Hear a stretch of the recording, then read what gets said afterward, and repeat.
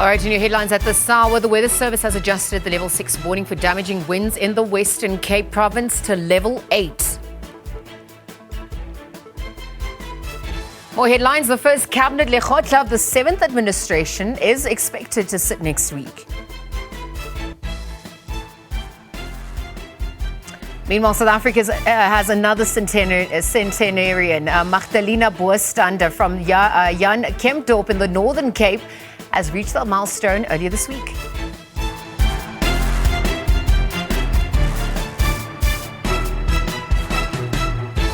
Well, very good afternoon. It is Sunday. It's just gone after 12 o'clock. On the back of those headlines, welcome to the week ahead. You are watching SABC News, DSTV channel 404.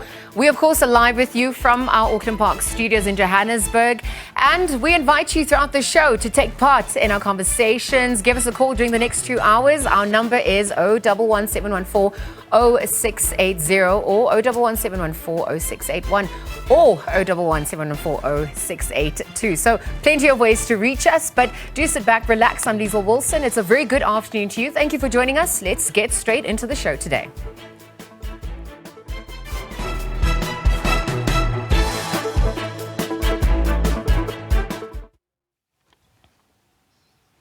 Right, so starting things off today, top story at this hour, the SABC board confirms that it has terminated the contracts of 2 senior executives with immediate effect. Chief Operations Officer Ian Plaatjes and Group Executive for Video Entertainment Merlin Naicker were let go following disciplinary processes and recommendations from an independent chairperson. While the decisions come after thorough investigations into allegations of misconduct and poor service. Meanwhile, more news now coming in. The Weather Service has adjusted the level 6 warning for damaging winds in the Western Cape to level 8. Western Cape authorities have issued a warning for people to reconsider travel and outdoor activities and to avoid unnecessary travel over the next week. Disaster management officials say they're on high alert for disruptive weather over the coming days, with thunderstorms expected to make landfall in the early hours of Sunday morning. We've also got high wave heights up to 6 to 8 meters. We've got strong winds, a level 6 warning for winds, mostly starting on the western side of the province and then moving through the week through a series of cold fronts. And then we've got a snow warning as well for about 12 centimeters of snow up in the high-lying areas of the Southern Cape. So, yeah, there's a lot of preparation that needs to be done.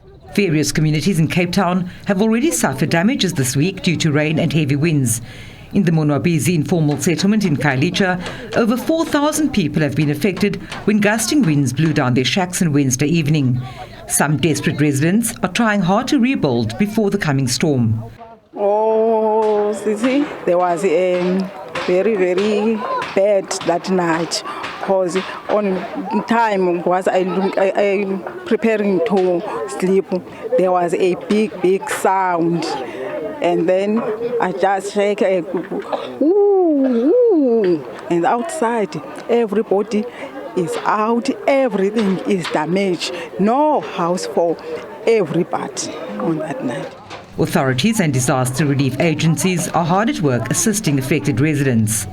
It's been a busy 48 hours. We received calls from numerous communities around the Western Cape informing us of a localized flooding, and that was just about minimal rain that we had. That's rain predicted for the incoming week. There's heavy storms that's going to be continuously for 5 days. The Western Cape Disasters Management teams have called us. At a nearby community centre, the organisation is providing much needed humanitarian aid. Was at night, ma'am, was sleeping Wednesday night nicely. Yeah, ma'am, the just strike out of nowhere. We hear the zincs, they were making up and down in the roof. The house was lifted also because we're living in the shacks. It was a terrible thing to happen to us because we lose homes. Disaster management says they will monitor rivers and dams for overflows amid the intense cold fronts, and that its multidisciplinary joint operations centre will kick in on Sunday. We saw last year with power outages in the Overberg, earlier this year in the Central Karoo, that they were able to mobilize quite quickly.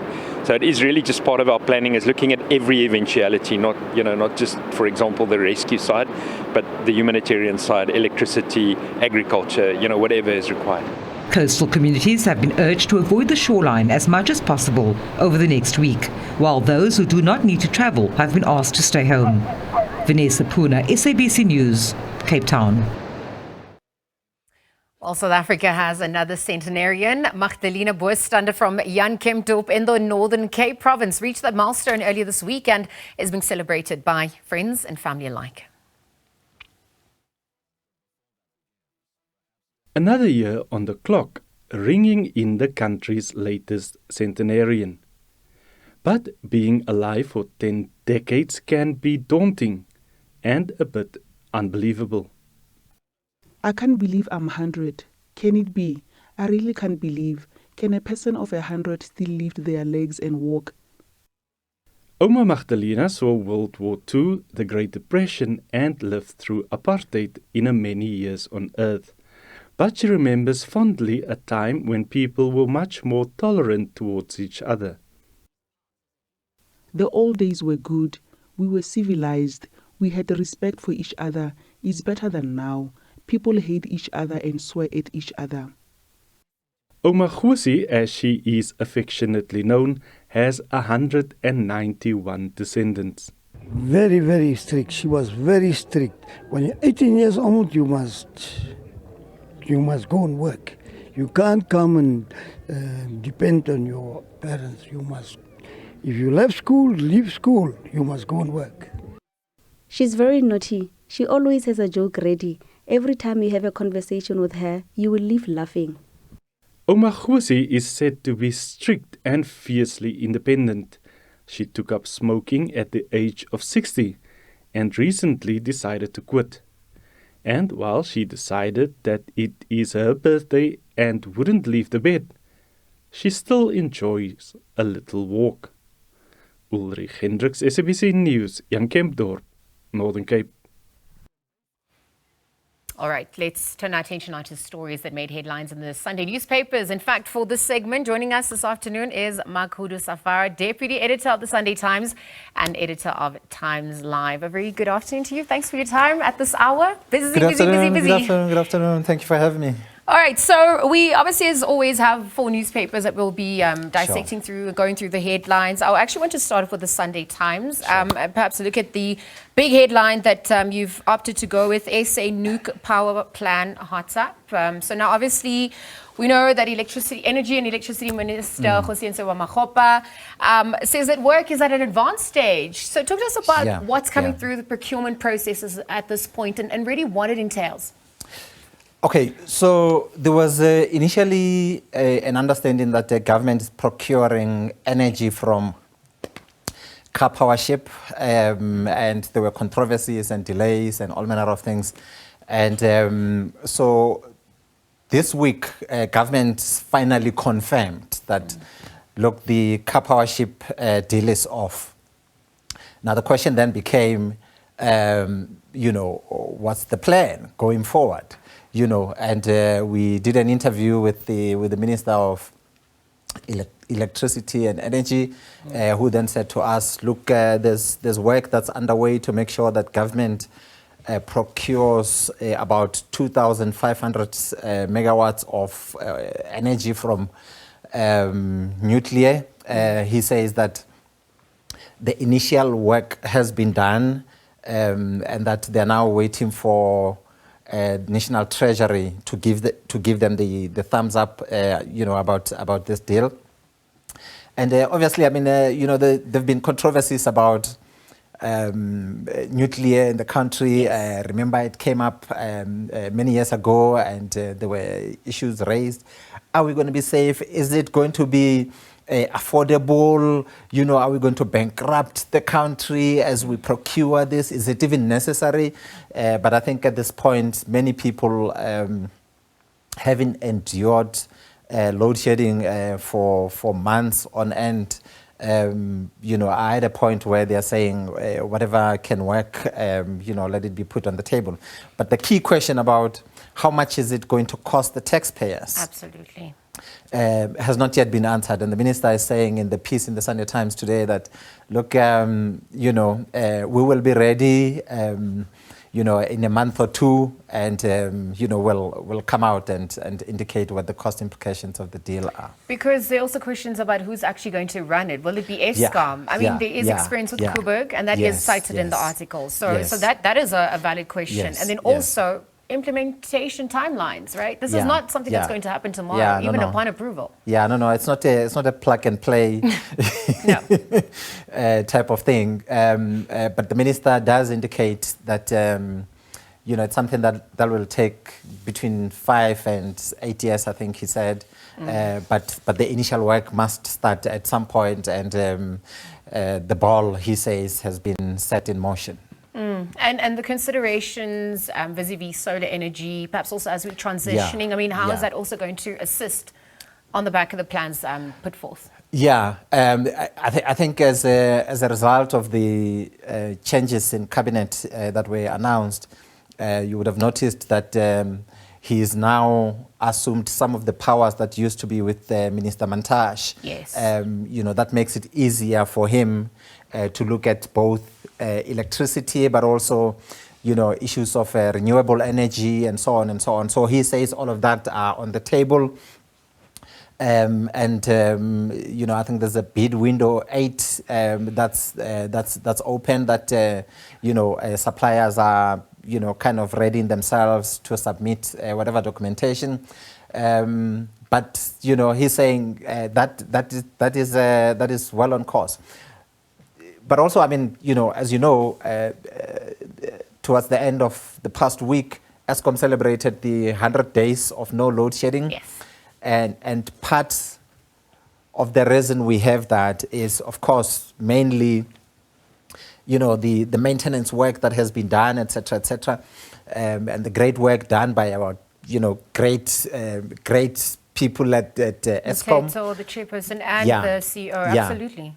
But also an important element of that is what you're asking about, renewable energy. Yeah. That some companies and some individuals decided that they were going to get off the grid and allow Eskom to redirect that energy to many of us who are poor, who can afford renewable energy. Sure. And where big firms get off the grid, that means that energy that was not available previously to Eskom has now become available, to use it elsewhere to make sure that many more days are ahead without load shedding. Okay, so we're looking at the 2030, 2050 horizon.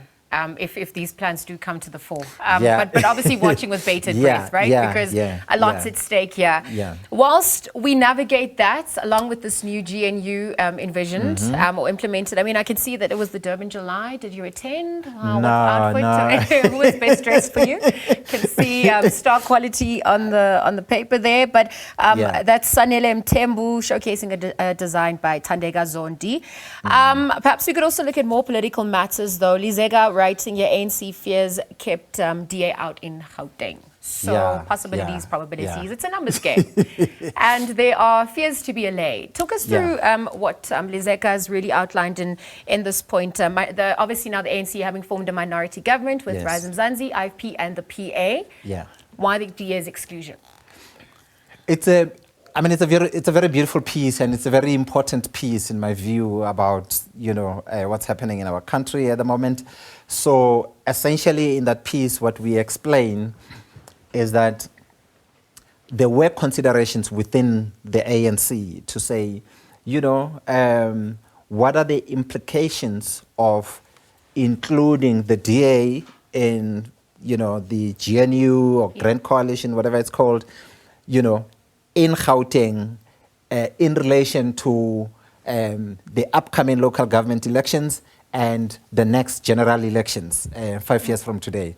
So, and the submission that was made by the Gauteng leadership was mainly that, look, given what the DA is demanding, and given the elevation in terms of public presence that they will get as a result of this, it is possible that the ANC in the next elections might perform less than the DA. And so, it's a political consideration. These are politicians after all. And the ANC then made a determination that, and if the DA is playing hardball, let's engage National and let's get the thumbs up from National to form a minority government, because the ANC is looking at, it's taking its losses in Gauteng specifically not so well. And so it's important not just to look at what is happening today, but, to cast your eyes into whatever is around the corner. Foreseeable future. So that chess game ensues. Walk us through what the DA actually demanded. Do you remember some of those key portfolios, and perhaps how that's now been restructured with this new minority government in Gauteng? Well, it's a number of positions that they were looking at, but the Gauteng Premier and the secretary, the provincial secretary, felt that these are two key portfolios. They relate to the economy and a number of other positions, and they felt that this would give the DA a lot more leverage than they think the DA is deserving, and so that move was torpedoed in that regard.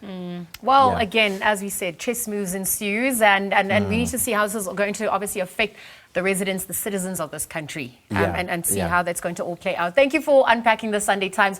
Perhaps we could take a look now at another newspaper that's coming to the fore, the Sunday edition. We've got the City Press there. You've got Helen of Troy Styles. That's obviously the Durban July that was electrifying. Meet your new ministers. That's under this new Government of National Unity. A bloated cabinet, questions about that as well. Mass exodus drama at Downs. Are you excited about Marani Mokwena's exit? Are you excited about Steve Mompela's entrance? No, I don't know what difference it's going to make, because I think that the issue at Sundowns has not very much been about who the coach is, as it was about the ability of the club to acquire talent and to use that talent against the many other teams that are struggling to just get the right coaches. Hint, Kaizer Chiefs. But let's let's hope you're that getting side eyes in studio here from the bones. But anyway, let's leave that there. But obviously now the big headline: the State Board on costly junket. Accounting Authority Board of Cele has been slated for failing to suspend its CEO. Who intends making, I cannot actually read that small part there, but obviously there have been questions now about the Accounting Authority saying that Cele has been slated for failing to suspend the CEO. Talk to us about what transpired on that front and what's emerging now in this new formation of the 7th administration. Yeah. So essentially, that's the construction SETA. Yeah. The claims have been that the claims in the piece are that the CEO has come up with some kind of an arrangement in terms of which members of the board are going to be taken on some multi-country trips, for them to look at training and other things and how to skill people in the sector, looking at lessons in those other countries. But then there's a big claim there that's made that each member of the board is going to receive some pocket money amounting to 250,000. 250,000. That's a lot. So absolutely. So essentially, the point is that this is not due to the members of the board, but because they are receiving it, they are not raising questions. But the people who are raising these questions are saying the CEO are making the claim that the CEO is doing this deliberately because there are claims of malfeasance against the CEO, and so he's finding this creative way to appease members of the board so that they take it easy on him, and so on and so on. And so the there's also issues with the CFO of the SETA, Yes. who has been undergoing a process internally, and so she has written a letter to the board saying, look, you know, I can't, and I suppose this point is also made in the Article. resignation letter of the CFO, that I can't continue to take instructions from the CEO which are not aligned with the good values of good governance, integrity, and all manner of things, and that she's saying the instructions that she's getting from the CEO border on irregularity and illegality and all manner of things. And so she's appealed to the board to look objectively at this matter. But the unions are saying, even in spite of this resignation letter that's very scathing of the CEO, the board is unlikely to pay that much attention to the CEO because the board has been silenced indirectly through these multi-country junkets and I just want to apologize. Yeah. It's just because the writing is so tricky there. I said Cele, but it was SETA. So Yeah, just a yeah, correction yeah, there. Obviously, yeah. that Accounting Authority board on SETA has been slated. And to your point, the demand that a CEO be suspended purely because of an accusation is Yes. obviously that an accusation is made is clearly a misdirection. So that's obviously been that response. Perhaps we could take a look now on the back of that. What else we have on the newspaper front? I know we still got the Sunday Tribune and we also have Sunday World. Sunday Tribune up next, NFP battles. Could wreck KZN GPU party has been described as on its deathbed. Differences within it are too deep, very ugly. Is this surprising? Yeah. So essentially the reason this story is important is because the NFP in KwaZulu-Natal, in the very last minutes, shortly after the elections, became the kingmakers in the coalition government that was formed that excluded the MK party in KwaZulu-Natal. So it was some kind of a tie, and their sole seat in the provincial legislature was then given to a coalition that included the IFP. Now, in this story, the issue is that I suppose as part of the deals for the government of provincial unity there in KZN, an arrangement was made in terms of which the leader of the NFP was going to become a mayor of the Zululand district municipality. So the leader was kind of prevented from becoming the mayor. Yes. Because of some shenanigans that are happening within his party and because of a fallout that's happening with the IFP. Now, if he doesn't become a mayor of the Zululand district municipality, the question is whether or not he is going to withdraw his party from the coalition government that has been formed in KwaZulu-Natal.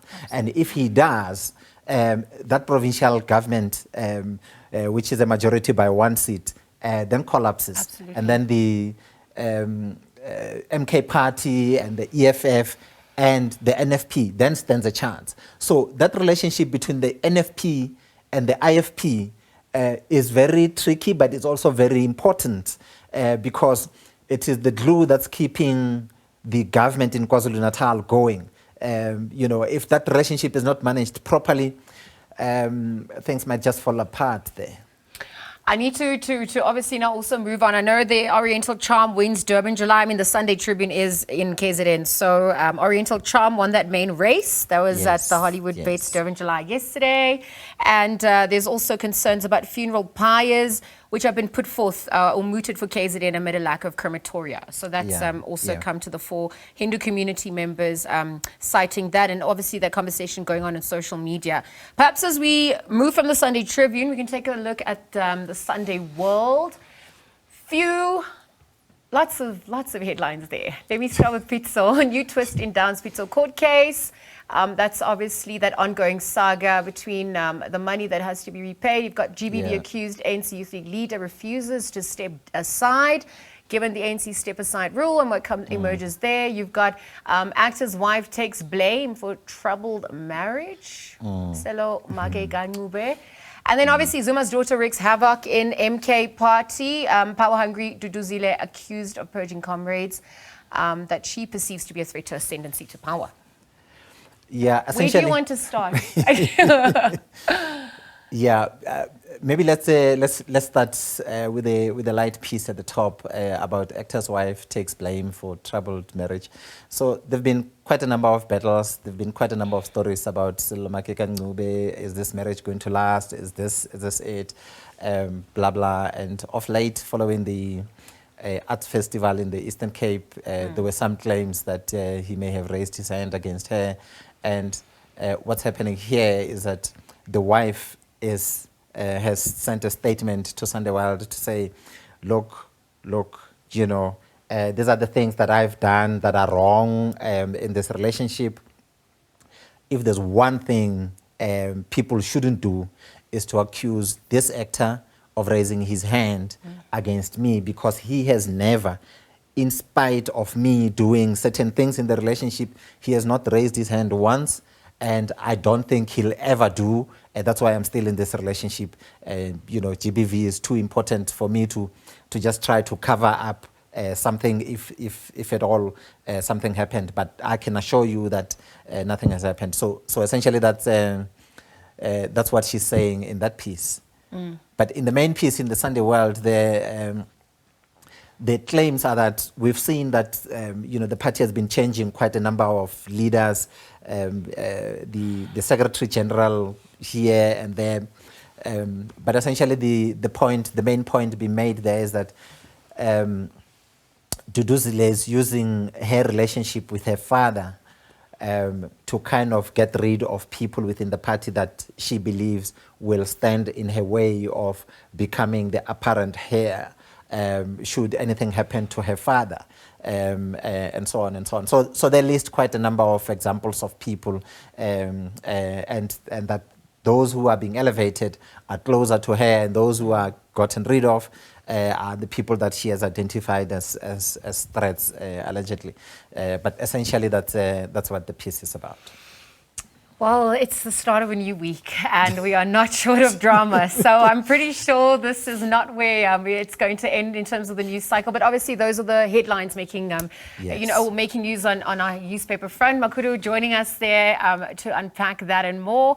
We'll continue to monitor the developments as the story in the day progresses as well. But we'll leave it there for now. We're going to take a quick ad break. We'll be right back with more news and updates upon a return. You are watching The Week Ahead with myself, Liesl Wilson. Stay tuned.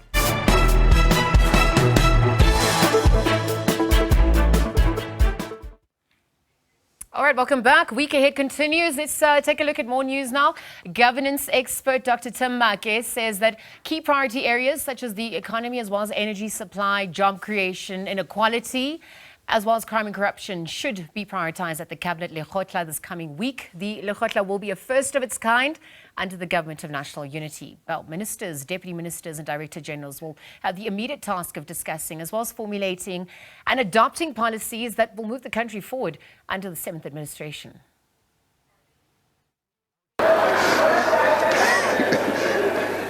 The all-important Cabinet lekgotla will take place this coming Thursday and Friday.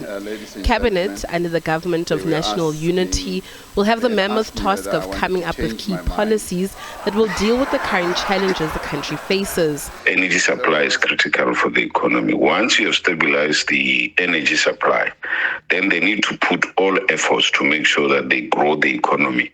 The current rate of economic growth is not very impressive, and we all know that with all the necessary policies that are in place, this government can do better insofar as growing the economy, but it cannot grow the economy if your energy supply is not reliable, and also if there is political instability. Not to divulge directly or indirectly. The policies adopted at the lekgotla will set the government's plan of action for the next 5 years.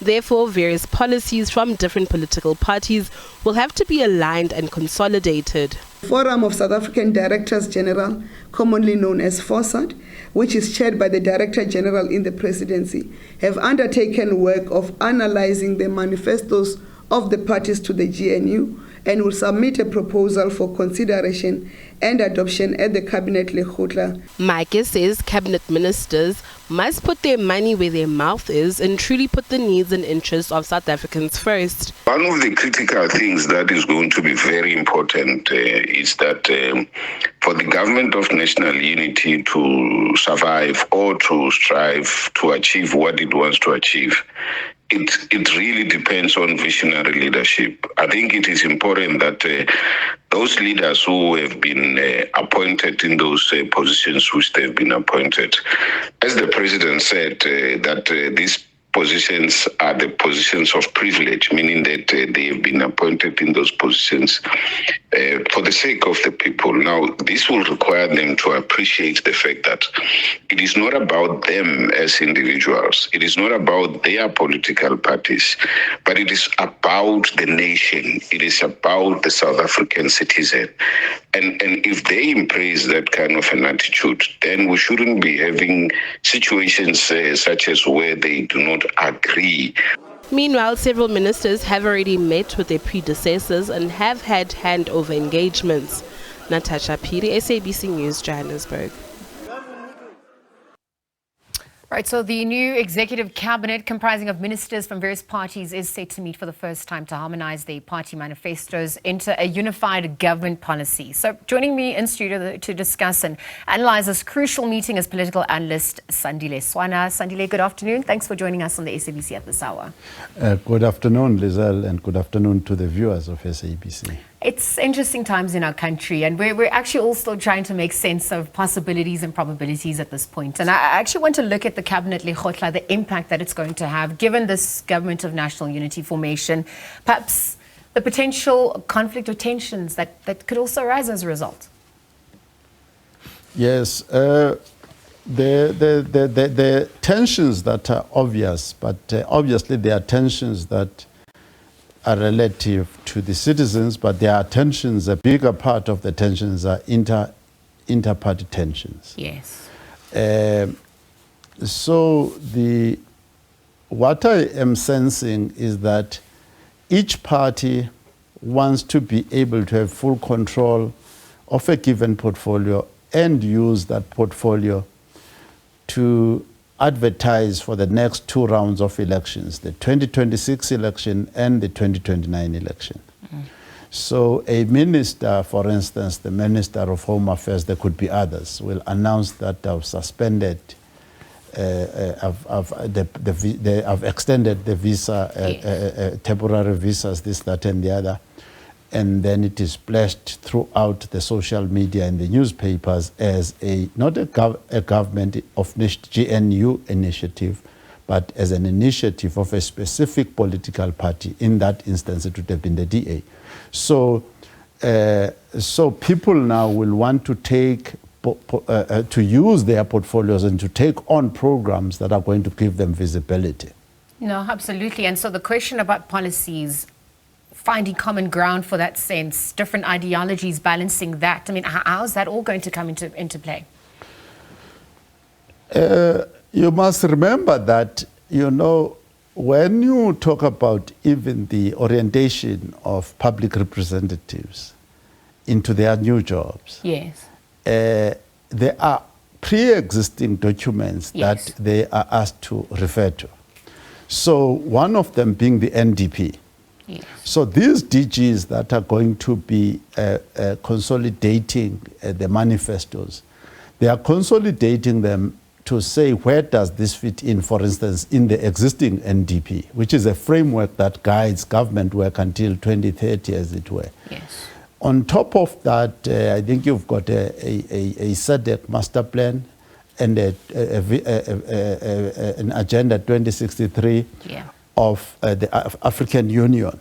So there are already certain railroads, if you like, that say we must be somewhere here.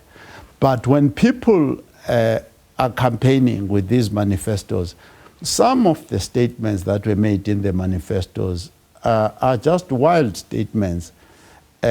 Some of them could even threaten people's human rights. When you say, for instance, I'm going to deport foreigners and all such things, have got nothing to do with the NDP, have got nothing to do with the AU Agenda 2063. So the technocrats, which are the DGs and their staff and the professional staff, yes, their job is to say, by how much are we going to improve literacy? By how much are we going to improve numeracy and health outcomes and so on and so forth? Yeah. So, and pull those things into those technocratic, measurable and identifiable things that are already within these frameworks. How will the success of the Cabinet lekgotla be measured? And also, given what is set to come about through this formation, how is it also going to assist in public trust at large? When I read once again the previous medium-term strategic framework, which is really the document that is going to be prepared now, that's what this is all about. Yeah. I read it, and probably I would have put forward the same document myself. So, so there is no political party that would probably have problems even with the existing medium-term strategic framework. So our problem in South Africa for the past 15 years has not really, even the loss of elections by the ANC, has not been about these documents. It has been about not doing the work. Okay. The work has not been done. Okay. So anybody who is going to be a superstar doesn't have to be a genius this time. You just get out of the bed and go and do the work every day. And you'll be a superstar of the voters of South Africa. That is all that is needed. Because I actually wanted to look at the decisions that could be made at the lekgotla and how this is going to impact the ordinary lives of South Africans. Tangible changes that we can expect to see based on, the medium-term strategic framework that you alluded to. So I don't think that whatever will be said in announcing, because it's going to be read at the opening of Parliament and so on. Sincerely, I don't expect a document that is different from the previous one. I cannot see it. There are contradictions that if this was a different government, there are contradictions that would be actually addressed. For an example, the previous, I'm now obviously reading the previous document. Yeah. It talks about, and the minister has already said, the Minister of Public Works has already said that we must have a very aggressive infrastructure construction program. We turn South Africa into a major construction site, right? That is necessary. In actual fact, our gross capital formation should be at about 30%, which is about 2.1 trillion per year, not in 5 years as Ramaphosa was doing. So if we're going to have a change, it would be to say that our gross capital formation should start moving in the direction of at least 30% of GDP, which then means that the Minister of Finance needs to clarify to the public that we are not going to have cost cutting on investment. Instead, we are going to escalate investment. And it is important to note that what I have just said, Thabo Mbeki did it successfully. He escalated investment, reduced debt because his GDP was growing, the debt to GDP ratio, and so on. So basically, that is why I'm saying, if somebody just went on and put in the work ethic that Thabo Mbeki and his cabinet put in, that person will be a superstar of South Africa. There is nothing, no serious thinking is needed now. What is needed is actual action on the ground. And in terms of the future of South African politics, what's been reflected on that front? Could we be seeing more coalition governments, actual, accountability, more of that coming to the fore during this administration? Do you think it's effectively going to be realized? Okay, so the first thing is that there is no such thing as we go forward as a non-coalition government. Okay. Right? The idea of a national party running South Africa from 1948 to 1994 and ANC running on a monopoly from 1994 till to date is finished. That idea is gone. So anybody who's going to get into government has got to have the skills of creating a coalition and prospering within that coalition. Yeah. Now, as you can see, the ones who are not leading the formation of the coalition want more. The ones who are leading the formation of the coalition want to give less. And everybody is wary of the other, because if this GNU works better than the ANC, pure ANC government, is that going to be a credit to the ANC to say now the ANC is a leader of society? They are able to bring all elements of society and produce a better outcome? Or is it going to say, the outcome, is it going to say, this is proof that the ANC was useless from the beginning, let's rather get rid of them in 2026 and in 2029? So those are the tensions that are there. What about the internal party dynamics affecting the political parties themselves, and then obviously coming to formation? Where do your loyalties also lie when it comes to appeasing what's been agreed and in terms of what the work needs to be done versus what's happening in the party itself? I'll tell you this. From the year 1900, around that time, till today, every major movement in South Africa has been characterized by fractions, fracturing. In other, factions and fracturing. Yes. When you start hearing the word tunadering, people cannot do any tunadering unless they first split. They were divided. So throughout, right up until the election of 1948, the parties, they were trying to solve the poor white problem. One of the biggest problems was the poor white problem. Yeah. But the people who were solving the poor white problem were divided among themselves. So even the government that took power in 1948 was actually a coalition government. So the National Party actually gained power over time to be the only party that governs the strong, centralized, brutal bond, centralized. But then when that was losing momentum, then you started to have many more splits again, right up until the National Party ceased to exist. Yes. And then the ANC went into power, and then it also started splitting and splitting. And the outcome of this election, the 40%, the ANC was going to lose maybe up to 53, 54%. The split itself actually is a direct cause of the splitting of the ANC, the MK party. Yeah. Right? So they are fracturing in every party. You may see that some elders have been brought in now, the likes of Tony Leon, the old veterans and conservatives of the white community being brought in to stabilize this thing one way or the other. It's a sign, that is not a sign of strength of the current leadership, by the way. It's a sign that there is a fiasco that they are managing inside there, and somebody has got to draw the line. And I believe the ANC, if what is published on social media is to be believed, after they announced this GNU, then they also announced that anybody who differs with the GNU must be disciplined.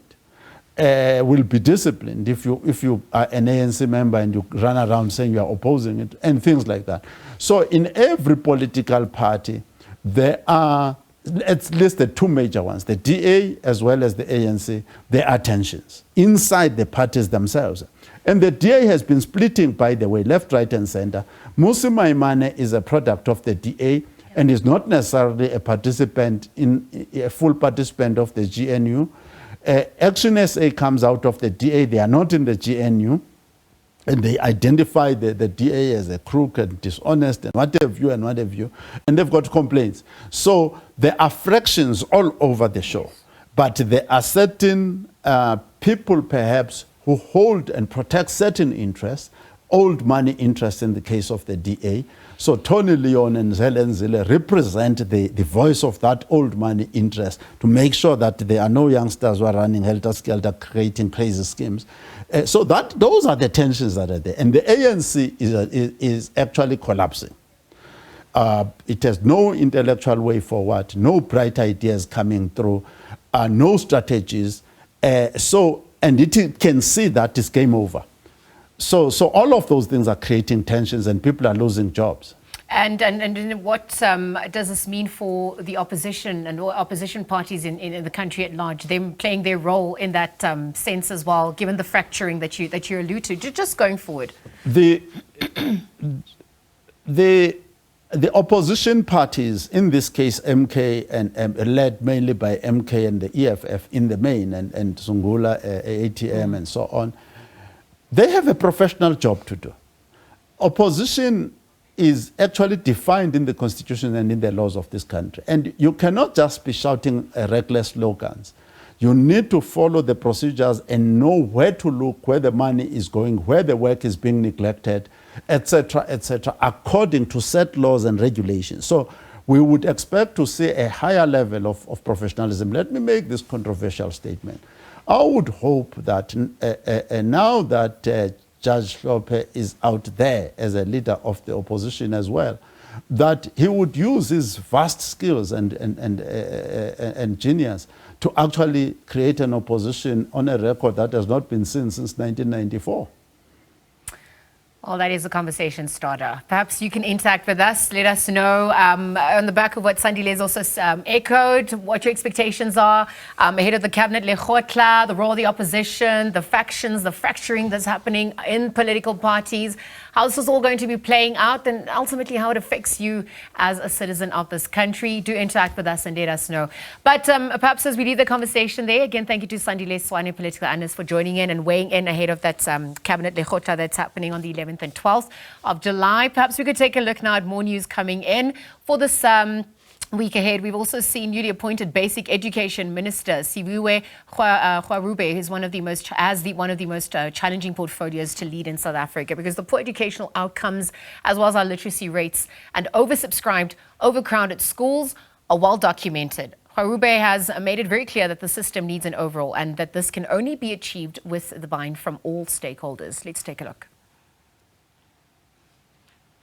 The high dropout rate, overcrowding in classes and uneven distribution of resources to schools are just some of the struggles in the South African schooling system today.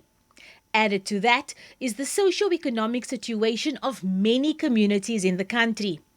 So how equipped is the basic education system to produce quality education for South Africa's children? Are we going to get closer to our dream since democracy, which we fought for, and we frame it people's education? Now, people's education is about the real freedoms and the development of agency among parents, learners, teachers, departmental officials, etc. So that's one way of looking at it, developing those freedoms for everybody, so that people can aspire to what they value. Marman says the Basic Education Minister's approach to engagement with all stakeholders, especially teachers, is vital.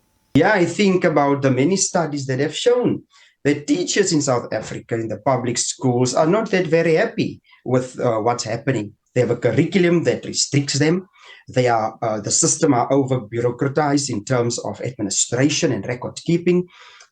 So the center point, which is teaching and learning, is neglected.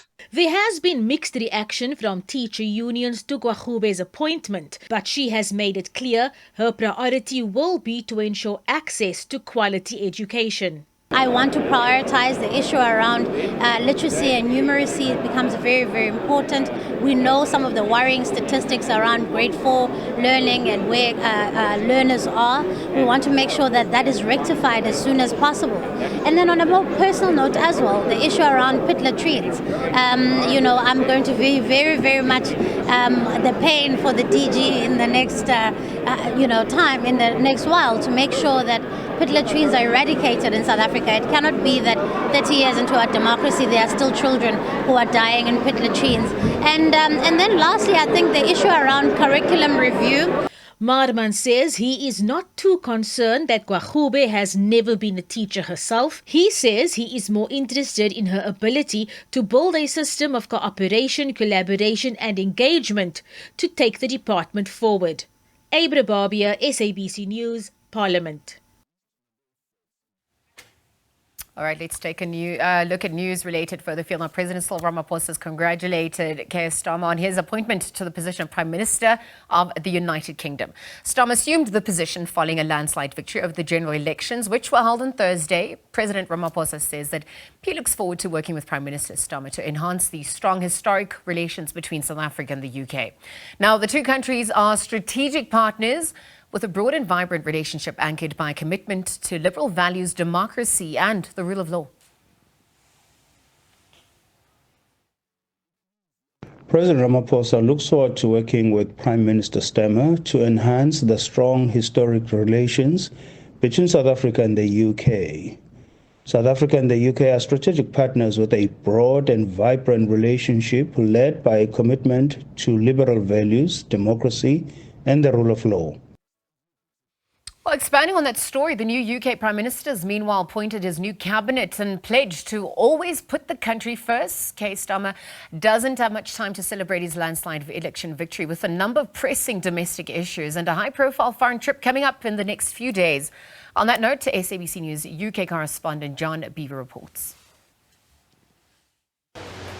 After 14 years of Conservative rule, the UK has a Labour Prime Minister once again. And Keir Starmer has wasted no time in getting to work on some of the issues facing the UK. He's already appointed his cabinet and moved into Downing Street. And now, domestically at least, he has the issue of trying to revive what's been a fairly stagnant economy, as well as deal with a cost of living crisis that was a huge issue for many people going into this general election. Internationally, he's only been in the job a few days when he flies off to Washington, D.C. next week to the NATO Leaders Summit. So very much announcing himself on the world stage. And of course, the UK also playing a role in many of the other problems facing the world at the moment, whether that's in Gaza or in Ukraine or elsewhere. And then, of course, he has the issue of trying to reset some of the UK's relationships with the rest of the world, whether that's with Africa or the European Union or further afield in Asia and America. So certainly there's a huge to-do list for the new Prime Minister here in the UK. John Beaver, SABC News, London. Let's continue with our news further field. Office of the Israeli Prime Minister has announced that an Israeli delegation will be dispatched to the Qatari capital of Doha this week to continue negotiations on a ceasefire deal with Hamas in the war-ravaged Gaza Strip, where Hamas has, in the meantime, accepted a U.S. proposal to begin talks on releasing Israeli hostages. Now, the recent developments marks a renewed effort to negotiate an end to the nearly 9-month-old conflict. Hamas has accepted a U.S. proposal to begin talks on releasing Israeli hostages, including soldiers and men. That's according to a senior Hamas source, who spoke to Reuters on Saturday on condition of anonymity, because the talks are private. It comes more than 2 weeks after the first phase of an agreement aimed at ending the war in Gaza. The militant Islamist group has dropped a demand that Israel first commit to a permanent ceasefire before signing the agreement, and would allow negotiations to achieve that throughout the 6-week first phase.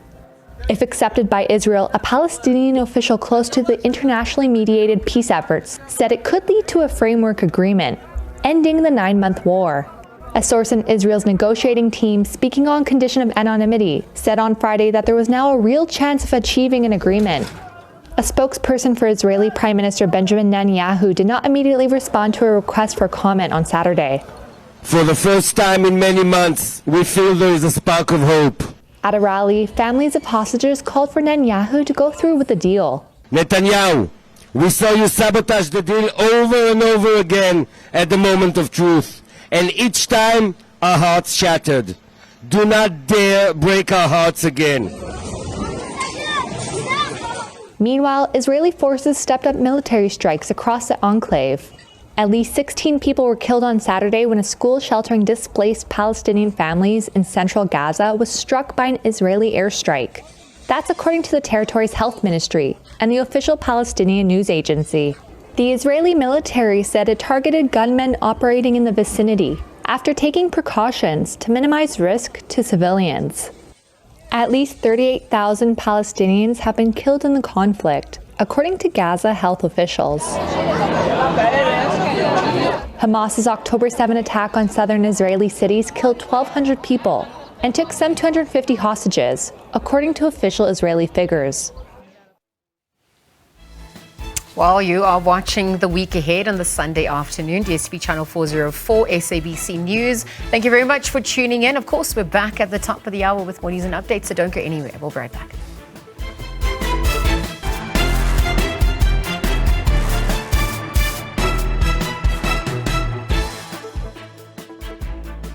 All right, welcome back. The Week Ahead continues just after 1 o'clock. Let's take a look at those headlines. The Financial Sector Conduct Authority encourages employees to regularly check their status of their retirement benefits to avoid unpleasant surprises when they retire. Meanwhile, the Portuguese Forum in South Africa has called on those with information on kidnapping syndicates to alert the police. The headlines coming through at this hour. The far-right National Rally set to be the biggest party in Parliament as France votes in the decisive second round of the general election.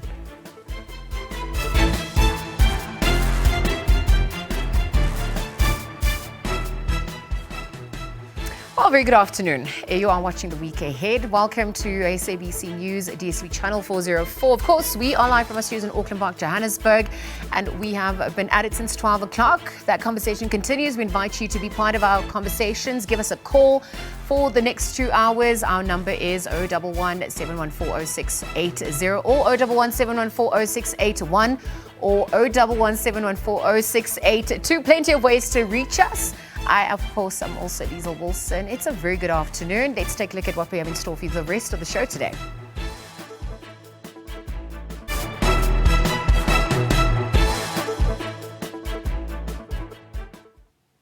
Right, so the Portuguese Forum in South Africa says they are extremely concerned with the spike in kidnapping for ransom of Portuguese business owners in the country. Now, this week alone, police rescued 2 Portuguese business owners who were kidnapped for ransom. The chairperson of the Portuguese Forum says Portuguese nationals are not taking these kidnapping incidents well. It's pretty tragic as to what is happening, and it's affecting the families in a terrible way. And what the forum is about is trying to recover the victim through the police. But most important of all is supporting the families whilst the person is kidnapped. But it's not been taken well by the community itself. Hence the fact that we had a meeting with the Provincial Commissioner and his team, hosted by our Portuguese consulate. And we've got open channels of communication. And we're trying our best to get the victims that's been recovered to cooperate so we can get conviction at the end of the day. He says victims are so traumatized to such an extent that they don't want to even share their experiences of the ordeal. They are not very easy to talk to. So far, we only got the one that's been recovered recently that we're going to interview. The rest, at this stage, they're so traumatized they don't want to even discuss the issue. And I think it's a lot of fear after their bad experience. We've had one of our victims was pretty brutalized and lost part of his leg, and his hands got crushed as well. So, but with community support, we've managed to give him a fair amount of support in recovering from a health point of view. Experts say kidnappers demand millions of rands from the victim's family and friends. The Portuguese nationals who come or who have relations in Mozambique and the center in Africa for kidnappings for ransom would be Mozambique. The Mozambican syndicates would cross the border, come to South Africa one way or the other, solely for the purposes of kidnapping Portuguese business people so that they can extort them of money. And my research in my security analysis and strategy formulation suggests and indicates and shows that your kidnapping ransom is not for less than 10 million. Hence, the Portuguese individuals become people of high value or high net worth value or high net worth individuals. Mashaile has advised against paying ransom to kidnappers, saying it makes things difficult for the police and other law enforcement agencies.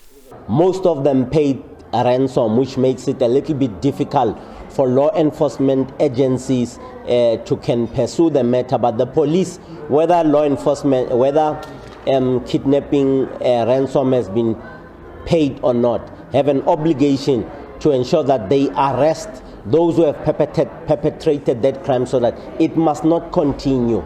Police say since January, more than 50 kidnappers have been arrested in Gauteng, Northwest, Mpumalanga and the Free State. Calvin Dludla, SABC News, Johannesburg. Focusing on the Eastern Cape province now, the Tilden Community Policing Forum in Punzana, just near Mount Coke in the Eastern Cape, is proactively tackling crime within the area. Part of its initiative is education, which involves informing young people and the community about the dangers of engaging in crime, as well as alcohol and drug abuse. The forum held a social crime prevention program this week to tackle crime-related issues within the area.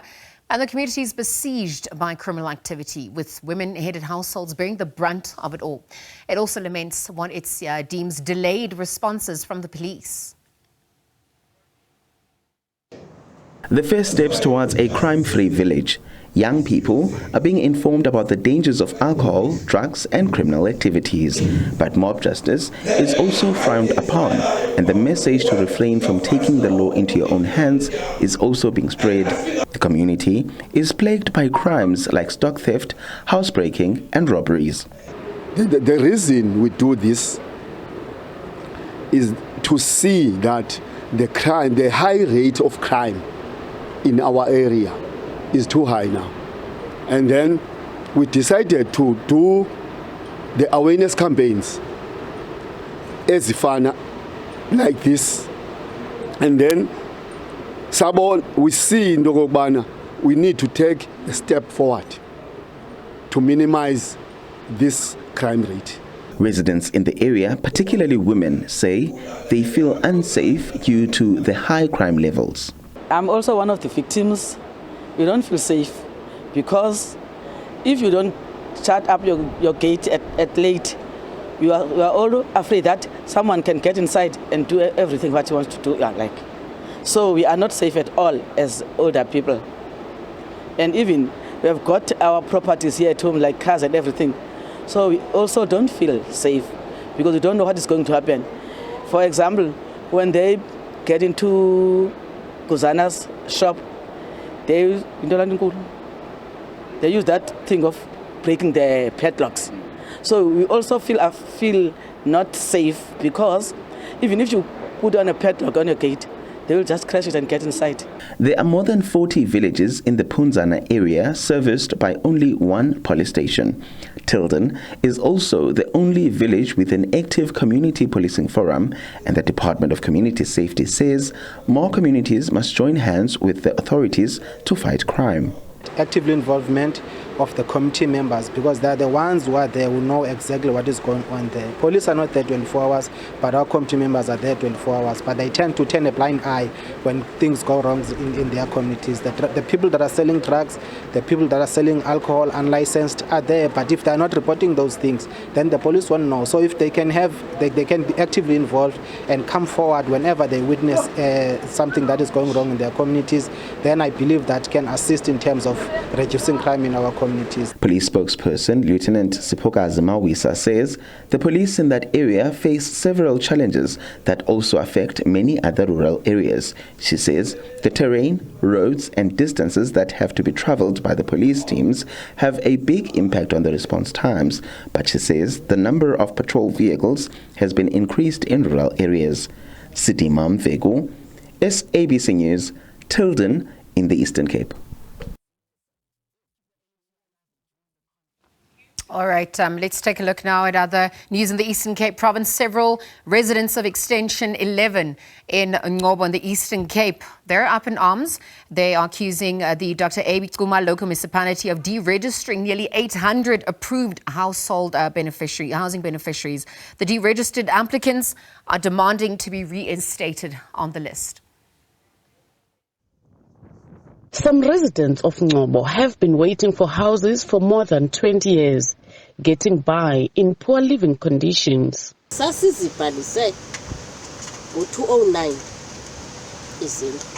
We applied for RTP houses in 2009.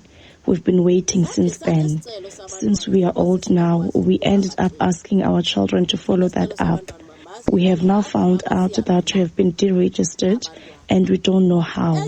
The condition I live under in this house is very deplorable. I sometimes ask people to put rugs on the rooftop. I live with these children here. If it's windy as it is the case right now, we close the door and switch on the lights. It was in the year 2000 when we applied for houses. After that, we were called by the municipality to go and sign some documents. We don't know what were they for. The municipality removed us from the place we were staying in, telling us that they will build houses there, but we don't see anything done there. Some of the qualifying applicants are victims of natural disasters. They don't understand the municipality's allegation that they are untraceable. My house was burnt in 2016. I lost everything, including my ID and clothes.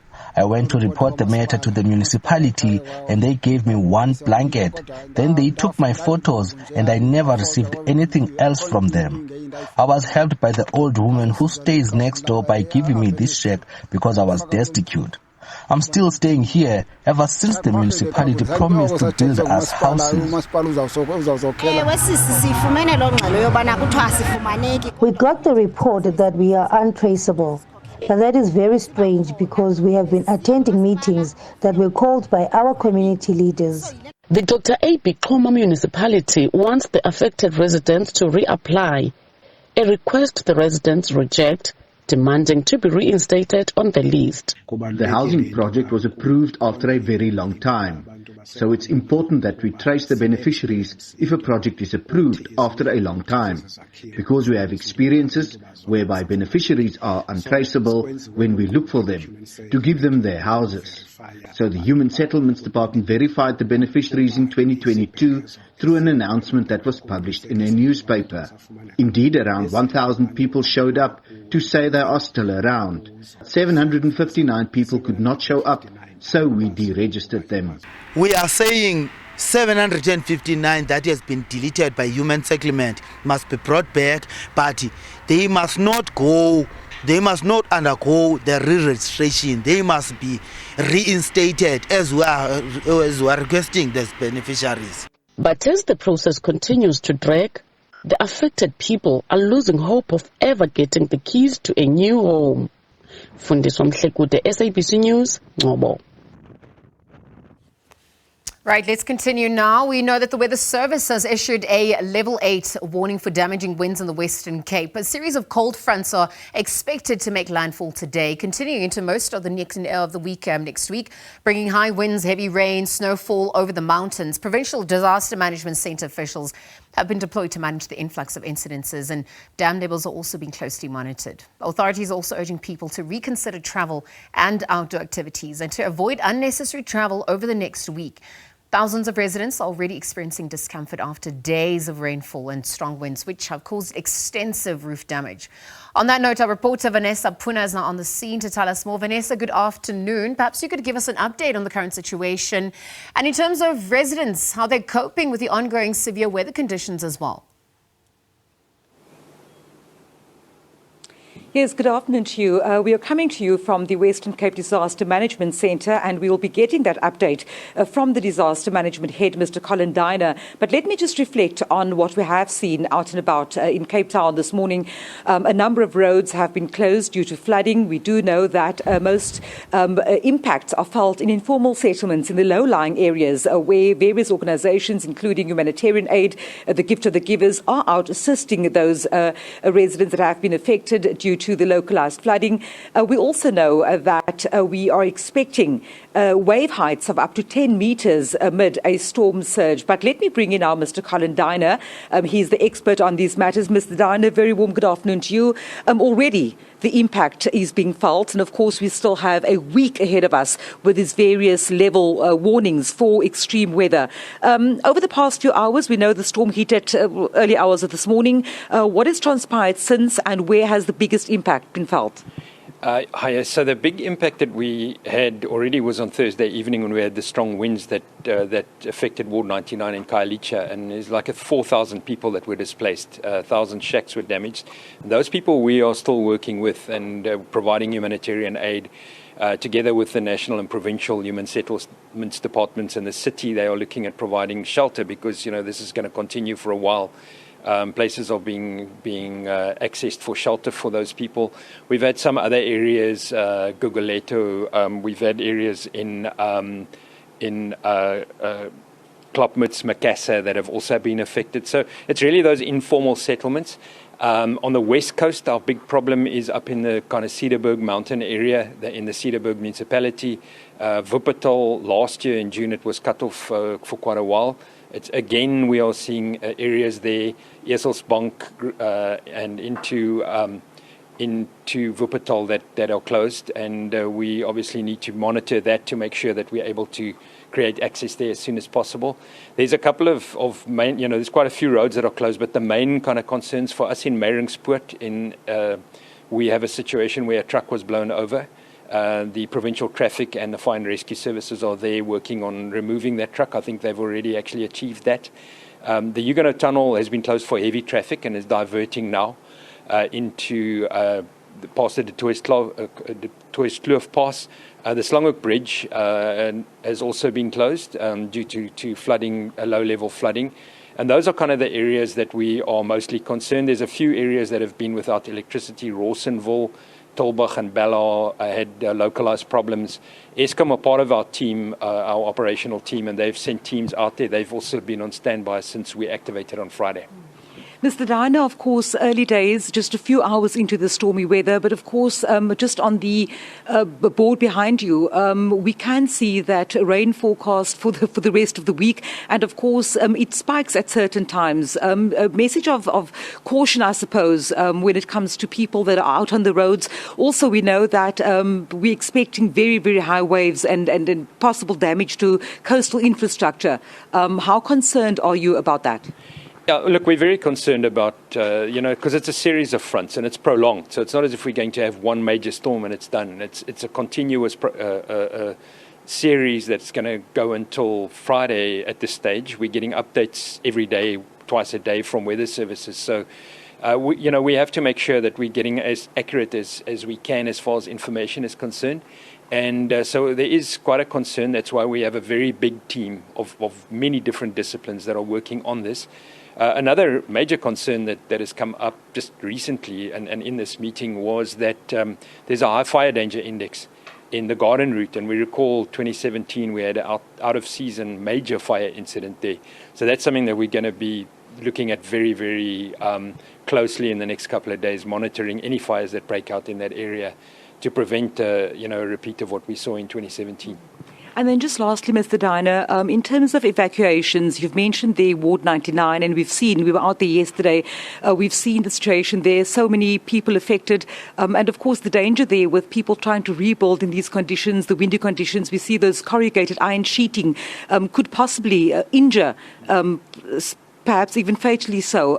Any plans of evacuations in any area at this stage?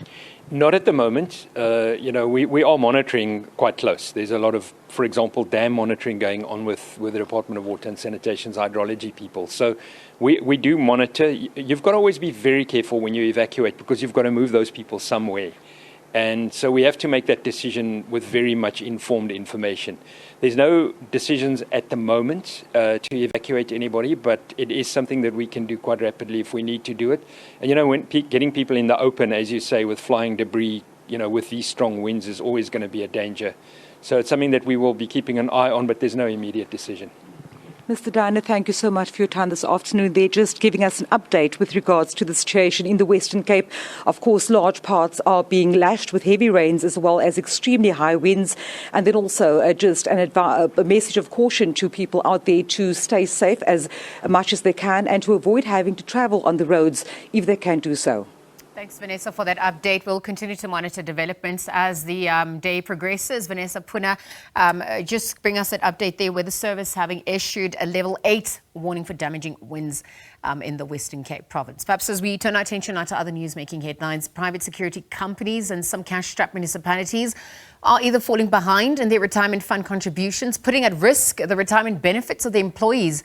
But a combination of financial management and tardy fiduciary practices has seen thousands of employers falling behind in their retirement contributions. So the Financial Sector Conduct Authority encourages employees to regularly check their status of their retirement benefits to avoid unpleasant surprises when they do retire. All right, so continue with that. The Savings Institute of South Africa has designated July as annual savings month on the South African calendar. The purpose of this initiative is to challenge consumers to strive towards living within their means and to reinforce positive financial behavior. So to chat a little bit more about this, we're going to be joined by Dahan Sherman, who is Sanlam Skies Compliance Officer. Dahan, good afternoon, and thank you for your time with the SABC at this hour. Good afternoon, and thank you for having me.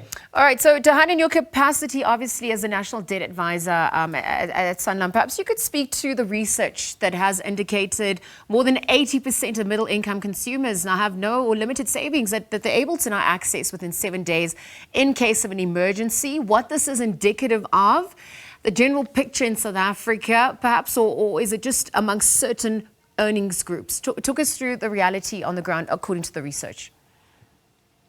So according to the research, we're seeing 16.3% of South Africans are currently saving.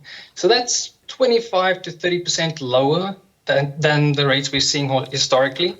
Less savings, of course, leads to a higher reliance on debt. Higher debt exposure leads to less disposable income, which then leads to less savings, and it creates this vicious cycle where your debt exposure increases, savings decrease, to the point where the consumer becomes over-indebted and requires debt review to solve their predicament. So less consumer spending also a greater effect on the economy, where consumers might look at accessing their retirement savings earlier. For example, this leads to a greater reliance on the government, which then in turn leads to a higher burden on an already overburdened taxpayer. Diane, thank you for painting that picture according to the research. Perhaps if we're looking at what, the picture on the ground in terms of the median income in South African households. I mean, paint that picture for us. And then if we are saying around 27% of the population has no emergency savings and 56% have savings that amount to less than 1 week's worth of a take-home pay, I mean, what is the percentage of people who can actually afford to then save in this economic climate? In which demographic do they also fall under? What's that picture like? Well, like I said, currently we're sitting as a country nationally at 16.3%. Yeah. Now, that's already worrying as it is. I mean, if you compare it to, for example, Singapore, they're sitting on 40%. The median income obviously changes as time progresses based on inflation rates and based on the rate in which incomes increase over time. We tend to advise consumers that they need to take that into account when they're planning their financial future. The money you have now may not be worth as much in future, and so you need to plan your financial livelihood with that in mind. All right, so the back of that, planning for the future, planning for your livelihood. I mean, ultimately, how much of one's earnings should the average person be saving at this point? Well, industry consensus say 20%, which is quite frankly unrealistic for the average consumer. However, that is the consensus that we advise, that consumers look at least saving 20% of their monthly earnings. It also depends on your age. When you're younger, you tend to spend more, but it's when you're younger that you should actually be saving more and putting more of your disposable income away into your savings. Because as time progresses, compounding interest actually works in your favor. While the older you get, it's less likely to work in your favor, and that's why investments have to be taken into account in respect to your age. When you're younger, you invest a bit more recklessly, and you're able to take those higher risks. While as you age, you tend to ease up on the risk tolerance levels because you won't be able to afford to bounce back if anything bad had to happen. And so the how becomes important because tools are important, education is important, empowering methods are also important. The consumer protection agencies across South Africa, as a result, have now combined their efforts in aiming to instill a culture of saving amongst our citizens. Perhaps you could speak to the methods that are being utilized to promote the financial well-being of all South African consumers, given this economic climate. Well, I can advise consumers on how they can act towards safeguarding their own financial future. For example, looking at budgeting. Budgeting is possibly the most important aspect of managing your finances as a whole. And you'd be surprised at how many people actually budget or even know what a budget is. So budgeting gives you that roadmap towards financial stability, towards financial independence, and to financial prosperity. So your budget gives you that guide, and then from there you can use different tools in order to manage your spending. So you can see how much you're able to spend, and we often look at saving as putting money away, but we don't look at saving as how much money or how much less can I spend to service my pre-existing needs and wants.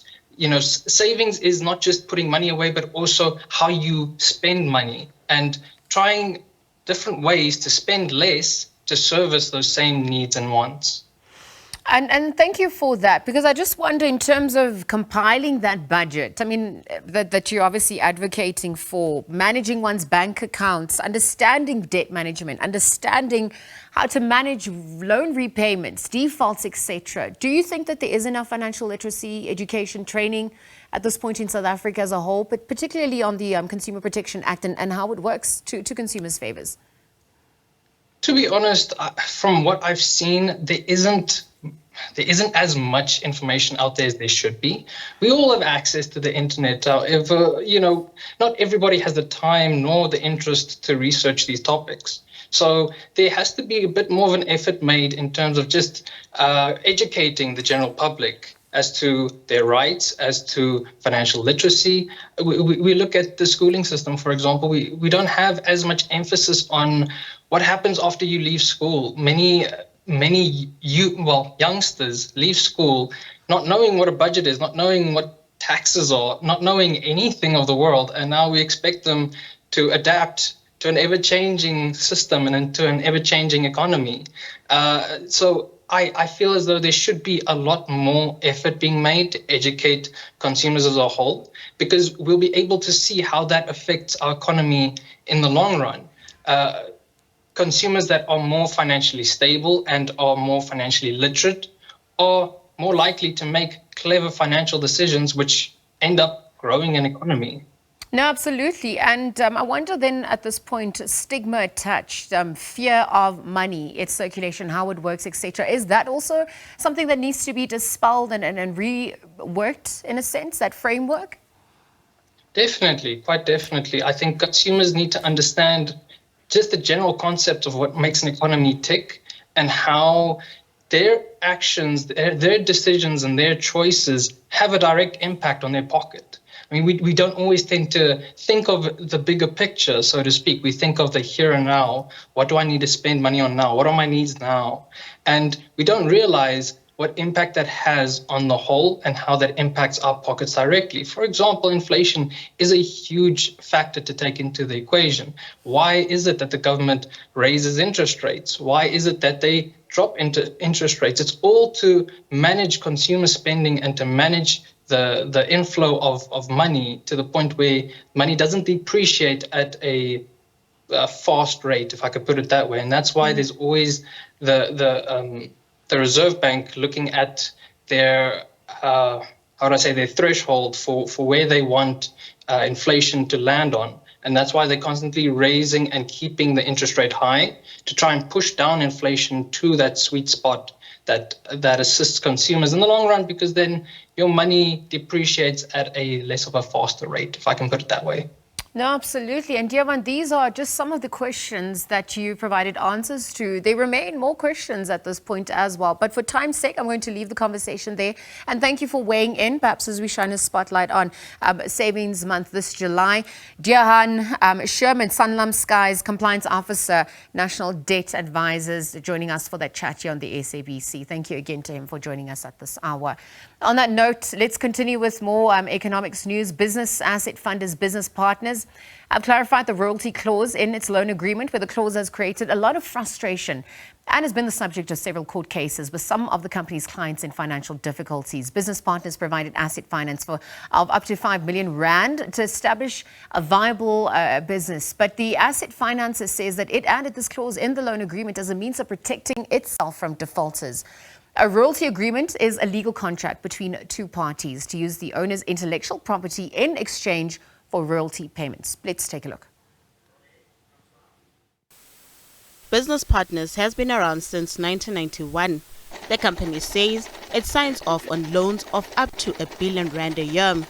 It was established to assist entrepreneurs with finance to purchase business equipment. But the company has come under fire over the years for adding a royalty clause to its loan agreement. It has also been taken to court over royalties. However, the company has won all these cases.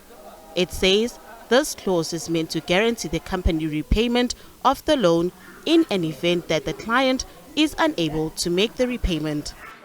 It is a way of deferring repayments to match the cash flow of the business. In some instances, we know after doing an assessment of the risk involved in funding the particular transaction that this is the risk and this is the pricing that will match the risk involved in us undertaking or doing this transaction. But the cash flows of the business are not able to afford it today. So we can keep the interest rates maybe flat at maybe prime or prime plus 1. And we say from what we see in the cash flows from year 2 or year 3, you'll have made traction in the market, and then there will be a clause that says now a percentage of your sales at that level when your cash flows permit will cover a royalty in repaying us for the risk that we've undertaken in supporting you when times or where the business was not feasible or able to repay at that particular moment. Business Partners says it understands the frustration that this clause may cause to its clients. However, it is necessary for the company to include it in its loan agreements. And oftentimes where we have a situation where unhappiness escalates is when the business is not meeting whatever targets that it had set for itself, and then have to meet what has been contracted to say, for the money that we put in, this is the return that we require. So that could be situations that have led to some unhappiness, but the majority of businesses actually are able, especially if they're trading at the levels that had been projected at the beginning. Business rescue practitioners say royalties are there to protect the financier. However, some businesses question why they would still be liable to pay royalty fees after settling their loans. And in an event that the debtor undergoes a business rescue process, they would still be liable to pay off these royalty fees. These royalties will continue, but under post-commencement finance. Whatever royalties were outstanding prior to business rescue is ring-fenced. Anything post will be considered as post-commencement finance and must be paid. Business Partners has urged entrepreneurs to seek loans for a specific purpose to grow their business. The company also encourages business owners to learn and understand the contracts they commit to. Nothando Makutulela, SABC News, Johannesburg.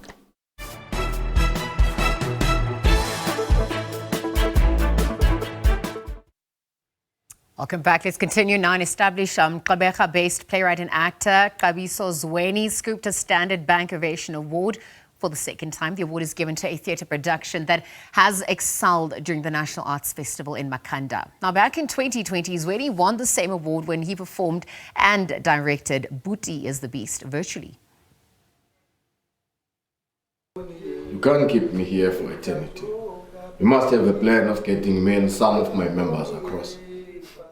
performing Tyrant, which won him an award during this year's edition of the National Arts Festival. Xabiso Zweni's passion for theatre started when he was in grade 9. Now 37, Zweni has won numerous awards, including After Marikana, Ghost of Glenmore, So What Sarafina, Booty is the Beast, and recently The Tyrant. One doesn't think that far in the future, especially when you're in high school. You're just enjoying the moment and the applause that you have on stage, and you think, this is what I want to do for the rest of my life, which is acting. Reaching the places that I've been in my life and my career, it's a dream come true. He has also performed in countries like Germany and well received by the audience. It's always an honor to receive any award. I mean, every other year, second year, I get an honor of receiving an MEC award here in the Eastern Cape for the work that I've been doing in the theatre space and also in the community. So it's always an honor to get an award. Receiving the Standard Bank Ovation Award, it's something that one always dreams of when creating a work that goes to the National Arts Festival. Zweni wants to take his latest production internationally and empower more young theatre enthusiasts from the township around the Nelson Mandela Bay region. Zolani Moya, SABC News, Gqeberha in the Eastern Cape. Well, staying with arts and culture matters, the Vrystaat Arts Festival has entered its 24th year of existence, and like in the previous years, it has not disappointed. Organisers say it's gaining strength every step of the way. It's a platform for developing artists in the creative industry. The festival offers a wide range of national and international works, and it also contributes a great deal in boosting the local economy as well as to promote Bloemfontein itself.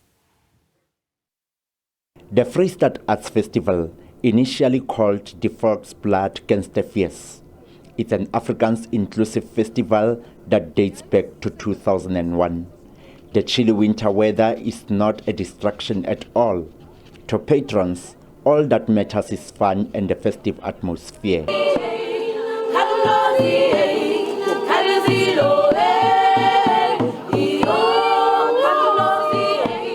The performance by Afrikaans guitarist bears testimony to the diverse testament. Arts and crafts and other merchandise are on display. There is also food and drinks of different sorts in abundance. It is a nice atmosphere. It's just that the weather today is not up to, but it's okay. I would say maybe atmosphere and then the turn up of the people seeing creative arts, because that's what we're here for anyway. But I would say it is a nice environment. Especially for the cold weather, we've got the red wine and the sweet wine. That's very good for people that's sitting in front of a fire and they can have the wine. The white wines is for the people that know, doesn't matter what, we can drink it anytime. Organizers are upbeat as the festival itself has experienced growth. And the purpose of the name change is to showcase our commitment to a wider audience, a diverse audience, and opening our borders. It's not an exclusive festival, it's a festival of accessibility, it's a festival of one festival, many stories, and you can see it in the multilingualism, you can also see it in the diversity in our program and the audience as well. People of different races, young and old, are here and are taking pleasure in the activities. And it's all taking place at the Free State University in Bloemfontein, in the heart of Mangaung Metro. The 5-day festival ends on Saturday. Konelo Lekgotla, SABC News, Bloemfontein. All right, some breaking news coming in now at this hour. Police in the northwest have opened an inquest docket. It follows the death of 4 members of the SANDF who were on duty as part of Operation Abalumgodi that deals with illegal mining. We will be bringing you more details in our later bulletin, so do stay tuned. Of course, some breaking news just coming in at this hour. Again, the conversations also continue here, 011 714 0680 or 0681 or 011 714 0682 is how you can interact with with us. Do let us know your thoughts, some comments on the matters. We've unpacked the newspapers. We've also taken a look at some of the stories you can expect for the week ahead.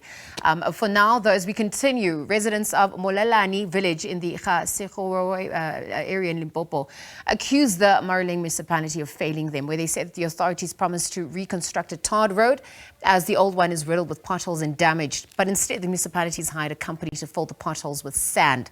About 27 million rand was budgeted for that project. On that note, SABC News reporter Vutivi Maluleke found this report for us.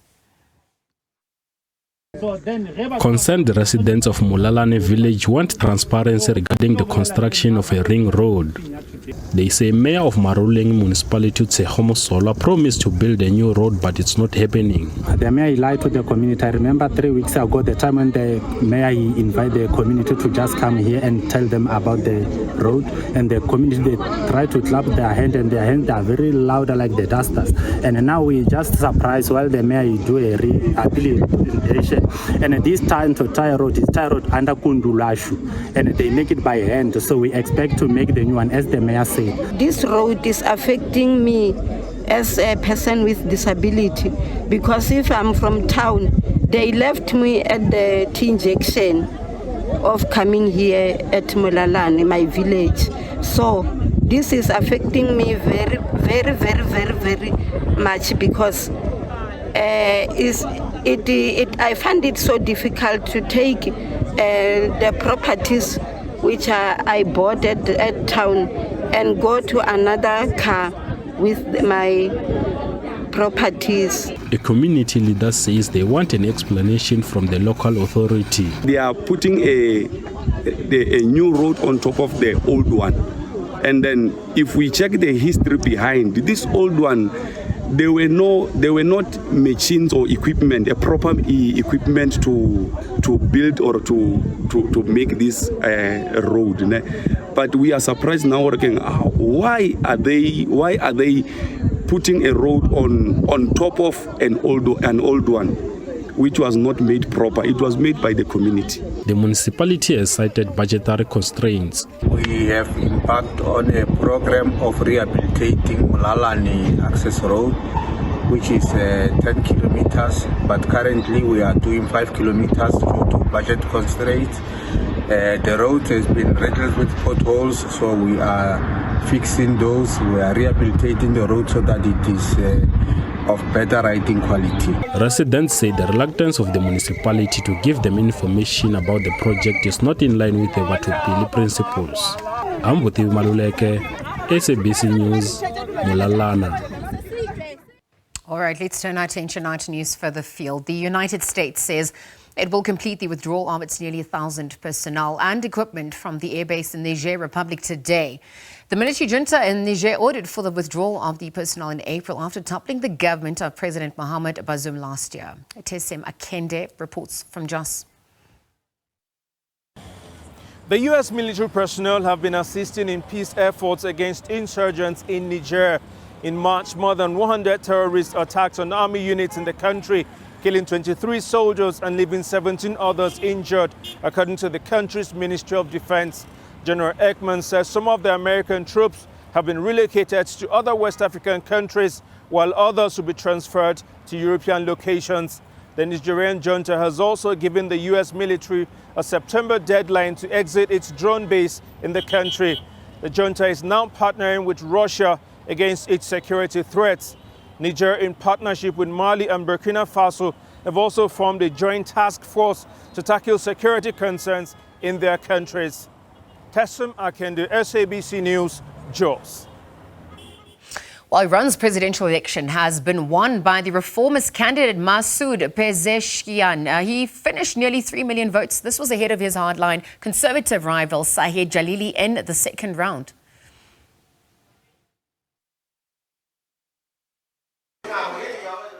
Iran's Interior Ministry said Saturday that Masoud Pezeshkian, a moderate who pledged to open Iran to the world and deliver freedoms its people have yearned for, has won the country's runoff presidential vote. Pezeshkian is a 69-year-old cardiac surgeon, lawmaker and former health minister. He's the sole moderate among an original field of 4 candidates, and his main opponent was Saeed Jalili, a hardline ex-nuclear negotiator who called for deeper ties with Russia and China. The participation rate in the runoff election was about 50%. It follows a ballot on June 28th in the Islamic Republic that saw a historically low turnout. Over 60% of Iranian voters abstained from the snap election for a successor to Ibrahim Raisi following his death in a helicopter crash. Activists at home and abroad have called for an election boycott, with painful memories of a violent state crackdown after protests in 2022 that were sparked by the death of Mahsa Amini, a woman who died in custody after allegedly violating the Islamic dress code. While faithful to Iran's theocratic rule, Pezeshkian has in the past questioned authorities about their handling of Amini's death. The elections come as pressure ramps up in the region over the war in Gaza. Analysts say Pezeshkian's win might result in a more pragmatic foreign policy for Iran, ease tensions over now-stalled talks with major powers to revive a 2015 nuclear deal, and improve prospects for social liberalization and political pluralism. However, some voters tell Reuters they're skeptical about Pezeshkian's ability to fulfill campaign promises, as he's publicly said before he doesn't intend to confront Iran's power elite of clerics and security hawks.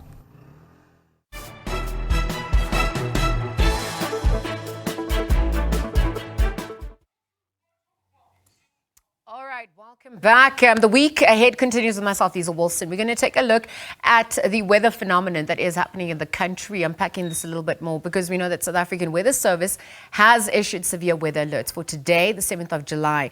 A cold snap is set to affect South Africa from the Sunday up until Tuesday, as a series of cold fronts impact the Cape provinces from Sunday onwards. A wet, windy and cold day is expected over the central and southern areas of the country as the series of cold fronts follow each other from the west. So SABC News meteorologist Mpho Rasimpi is going to be on standby for us to unpack this and more, perhaps to aid us for the week ahead. Mpho, good afternoon. Thanks for your time at this hour. Perhaps in lieu of what is transpiring, trying to make sense of the terms and conditions at this point. We know that the first weather system of the series is an intense cold front. It's expected to affect the western and central parts and then the eastern parts of the country. Talk to us about the source of all of this. Good afternoon. Well, let's start off here. Let's not forget that it is winter. So people not forget that it's been a little bit warm. That's why people actually are forgetting that it's still winter. So cold fronts are typical in winter. It's just that we'll be having weak cold fronts the rest of June. So now this is our first intense cold front that we're getting. And on top of that, we do have an upper support. We've got an upper trough that's bringing a little bit of instability towards South Africa. So with that cold front and upper trough, that is why we're going to get a lot of cold conditions, temperatures dropping below freezing point temperatures overnight and actually below 10 in the afternoon. And also, remember, when the first cold front that is strong passes, the temperatures are still low. When the second cold front comes in, temperatures go down even more. That is why we do expect snowfalls over most of the Eastern Cape, parts of the Northern Cape, and mostly over the Eastern Cape. That is expecting the snowfalls. And also, on top of that, because of ahead of the cold front, you get tight gradients, which means that we're getting strong winds. And we're getting what we call a storm surge, which means that the water levels are rising, which means that more water is being pushed towards from the ocean towards the land, which will increase in terms of flooding, intense rainfall, and also strong winds. And also, we're getting high seas, which will make it difficult to navigate at sea as we move towards the coastal areas. That sounds like a lot of concerns. You've spoken about widespread and disruptive snowfall. You've spoken about winds over the interior and the coastline. In lieu of this, is flooding likely then? And in terms of what people need to be doing to mitigate, better prepare, what do you propose? Well, flooding is possible because of one of the things that I spoke about is a storm surge with water being pushed. That actually contributes towards flooding over the coastal areas. And also remember, we do have up to a level 6 warning of disrupted rainfall over most of that Western Cape and the Eastern Cape. And also we have now a level 8 warning of strong damaging winds over the interior. We're talking gale force wind, which will make it difficult. Now, in terms of taking precautions over this, look, what you can do is just to make sure that you remain indoors and make sure that we weather the storm as the weather will be passing on, because now we're only talking 2 days of the two cold fronts. The first one moving towards the eastern parts of the country from tomorrow, and the second in coming in towards the Western Cape. So all we have to do is make sure that we stay indoors, stay warm, and make sure that we weather the storm. Because there's also concerns about coastal infrastructure and damages to that, disruptions to our harbours and ports at large. What are you observing on that front? Well, in terms of that, it's about the strong winds that we're talking about. And also, we as I said, we have a level 8 warning of strong damaging winds as we move towards the coast. We're talking gale force wind, we're talking wind speed of up to 80 kilometers per hour, can gust up to 120 kilometers per hour. That is intense over that coast. And also, we have strong high seas.